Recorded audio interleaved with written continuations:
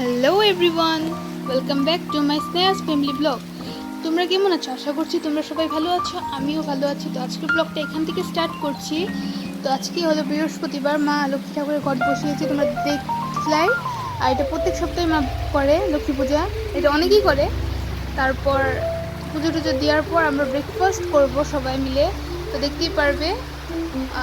তাই ঠাকুর ঘরটা আগে তোমাদেরকে দেখিয়ে দিলাম ভালো করে। তারপর এটা হলো আমাদের পুজোর প্রসাদ, আজকে বৃহস্পতিবার, তো সেই জন্য একটু স্পেশাল। তার এখানে মার পুজো কমপ্লিট, আর এখন আমরা খাবো চা। তারপর আজকেও একটু ভাবছি স্পাইসি খাওয়া যাক, তো তার জন্য ব্রেকফাস্টে খেলাম চাউমিন। তো তোমরা দেখতেই পারছো সিম্পলভাবে।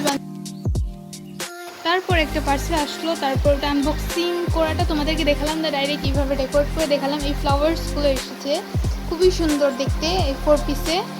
তারপর এখন আমরা করলাম লাঞ্চে আছে কাঁঠাল বিচি, তারপর ডিম কারি। তো এইগুলো দিয়ে আজকে লাঞ্চ করলাম। তো ভাবছিলাম তোমাদেরকে এই জিনিসটা দেখাবো। এটা মা মানে কি অনেক দিন আগে এটা বানিয়েছিল, টিয়া পাখিটা নিজের হাতে, দেখতে পাচ্ছ কত সুন্দর। এখন তো এটা পুরনো হয়ে গেছে, বাট নিজের হাতে বানিয়েছে, তো এটা দেখতেই পাচ্ছ খুবই সুন্দর। তো আজকের ব্লগটা এতটুকুই। Thank you. ভালো লাগলে লাইক, সাবস্ক্রাইব আর শেয়ার করে দিও। Thank you.